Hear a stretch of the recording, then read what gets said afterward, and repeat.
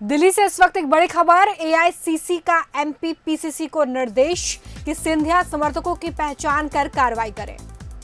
सिंधिया के बाद कई समर्थकों ने कांग्रेस छोड़ी थी। कांग्रेस को नुकसान पहुंचाने वालों पर कार्रवाई के निर्देश सीधे तौर पर एआईसीसी की तरफ से दिए गए।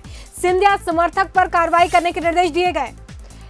कांग्रेस सिंधिया समर्थकों की पहचान कर अब कार्रवाई करेगी। सिंधिया सहित प्रदेश के कई नेता बीजेपी में शामिल हुए हैं और अब ऐसे लोग जो सीधे तौर पर कांग्रेस को नुकसान पहुंचा रहे थे उन पर कार्रवाई के निर्देश। सीधे तौर पर दिल्ली से इसका फरमान।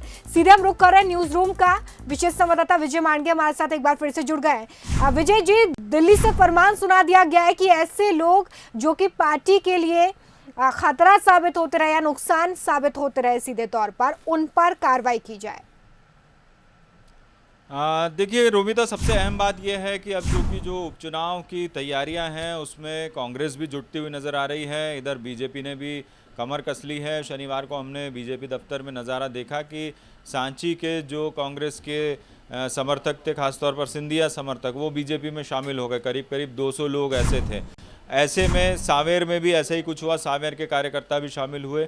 दूसरी तरफ कांग्रेस जो है वो ग्वालियर, चंबल और ऐसी इन सीटों पर संगठन में बहुत बदलाव कर रही है।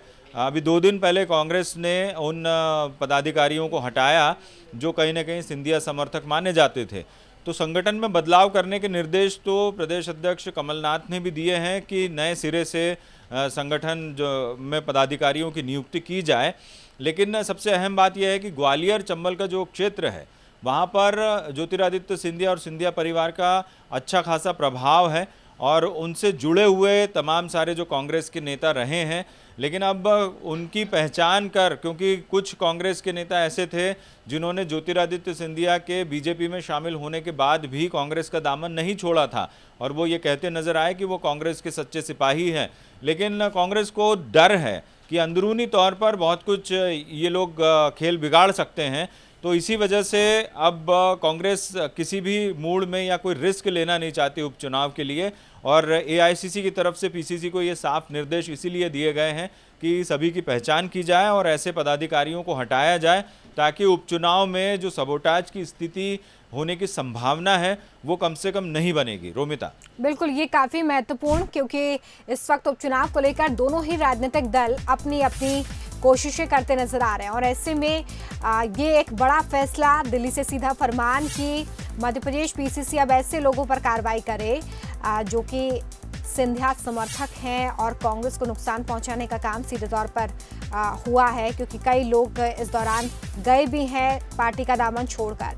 तो पहले उनकी पहचान कर ली जाए और पहचान करने के बाद सिंधिया समर्थकों पर कार्रवाई करेंगे। तो ये बड़ी कोशिश इस वक्त उपचुनाव से जुड़ी हुई, जहां पर ये उपचुनाव प्रदेश की राजनीति को दिशा देने वाले हैं।